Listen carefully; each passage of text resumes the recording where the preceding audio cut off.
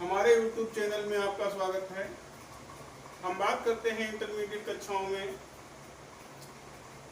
विषय शिक्षा शास्त्र की। शिक्षा शास्त्र से संबंधित कुछ प्रश्न ऑब्जेक्टिव टाइप हम आपके सामने ला रहे हैं, तो इनको देखिए और एक ही बार में इतनी आसानी से समझने का प्रयास करें कि एक ही बार में एक दो बार वीडियो देखेंगे आसानी से समझ में आ जाएंगे। प्रयास करें। आइए देखते हैं। तो आइए देखते हैं इंटरमीडिएट की कक्षाओं में शिक्षा शास्त्र विषय से संबंधित निश्चित उत्तरीय प्रश्नों के कुछ उत्तर और प्रश्न। इसमें देख रहे हैं आप कि पहला प्रश्न दिया गया है। पहला क्वेश्चन है, प्राचीन भारतीय धर्म ग्रंथों में शिक्षा से क्या आशय है? प्राचीन भारतीय धर्म ग्रंथों में शिक्षा से क्या आशय है? तो उत्तर साथ ही में दिया गया है।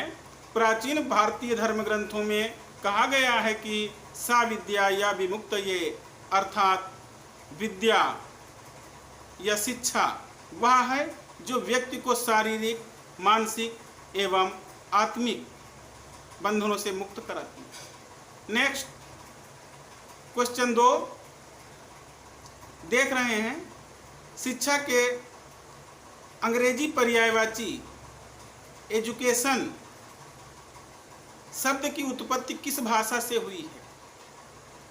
इसकी उत्पत्ति लैटिन भाषा के एडुकेटम शब्द से हुई है। लैटिन भाषा के एडुकेटम शब्द से हुई है। नेक्स्ट, विद्यालय में दी जाने वाली शिक्षा को क्या कहा जाता है? विद्यालय में दी जाने वाली शिक्षा को क्या कहा जाता है? विद्यालय में दी जाने वाली शिक्षा को औपचारिक शिक्षा कहा जाता है। औपचारिक शिक्षा कहा जाता है। नेक्स्ट, प्रश्न संख्या 4,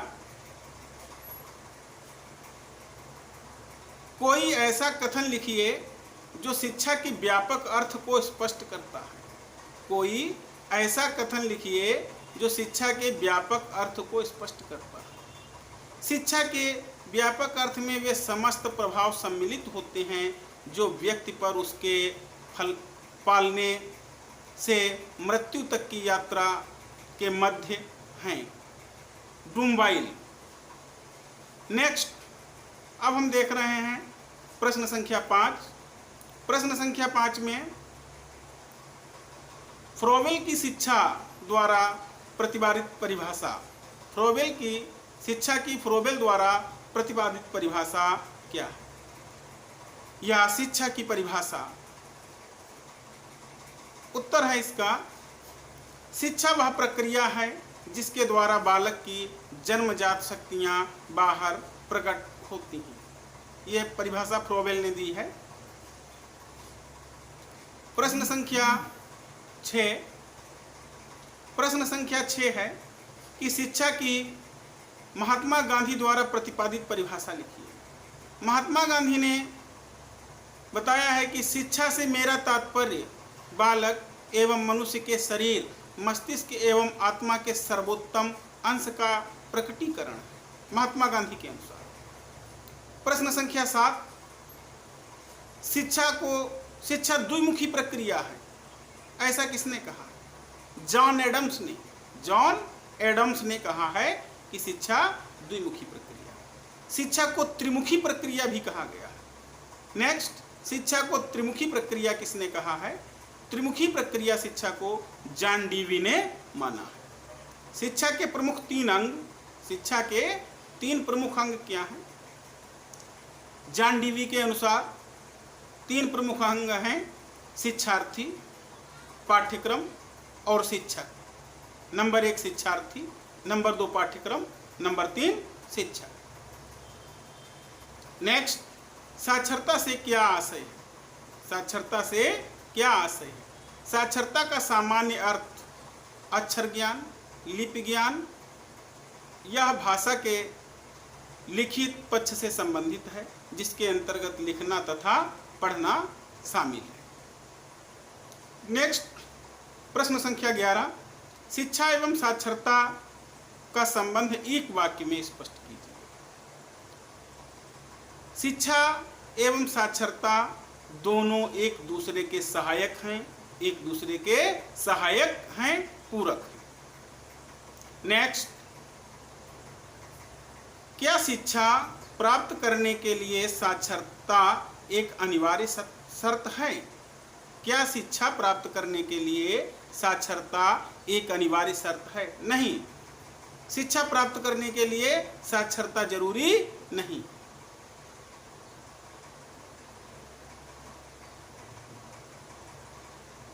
शिक्षा के नेक्स्ट, शिक्षा के 4 मुख्य महत्वों का उल्लेख कीजिए। शिक्षा के 4 मुख्य महत्व क्या हैं? जन्मजात शक्तियों का विकास करती है शिक्षा। शिक्षा जन्मजात शक्तियों का विकास करती है, परिस्थितियों के साथ अनुकूलन में सहायक होती है, प्रतिभा के प्रकाशन में सहायक होती है तथा व्यक्तित्व के समुचित विकास में भी शिक्षा सहायक होती है। नेक्स्ट, शिक्षा की महत्ता को स्पष्ट करने वाला जॉन लॉक का कथन लिखिए। शिक्षा की महत्ता को स्पष्ट करने वाला जॉन लॉक का कथन लिखिए। उत्तर है इसका, पौधों का विकास कृषि द्वारा होता है और मनुष्यों का शिक्षा के द्वारा। पौधों का विकास कृषि के द्वारा और मनुष्यों का विकास शिक्षा के द्वारा होता है। नेक्स्ट, व्यक्तिगत जीवन में शिक्षा के एक महत्वपूर्ण कार्य का उल्लेख कीजिए। प्रश्न है, व्यक्तिगत जीवन में शिक्षा के एक महत्वपूर्ण कार्य का उल्लेख कीजिए। शिक्षा व्यक्ति की जन्मजात शक्तियों एवं गुणों के विकास में सहायक है। शिक्षा का एक महत्वपूर्ण कार्य है, शिक्षा व्यक्ति की जन्मजात शक्तियों एवं गुणों के विकास में सहायक होती है। नेक्स्ट, सामाजिक दृष्टिकोण से शिक्षा के एक महत्वपूर्ण कार्य का उल्लेख। सामाजिक दृष्टिकोण से, जो ऊपर बताया है ये व्यक्तिगत दृष्टिकोण था, अब हम बात करते हैं सामाजिक दृष्टिकोण से शिक्षा का एक महत्वपूर्ण कार्य। सामाजिक दृष्टिकोण से शिक्षा का एक महत्वपूर्ण कार्य है सभ्यता एवं संस्कृति को सुरक्षा प्रदान करना। सभ्यता एवं संस्कृति को सुरक्षा प्रदान करना। शिक्षा से मेरा अभिप्राय उन सर्वश्रेष्ठ गुणों का दर्शन है जो बालक और मनुष्य के शरीर, मस्तिष्क और आत्मा में विद्यमान है। यह कथन किसका है? यह कथन गांधी जी का है। यह कथन गांधी जी का है। नेक्स्ट, वर्तमान समय में शिक्षा शिक्षक बालक केंद्रित है। शिक्षक केंद्रित है या बालक केंद्रित है?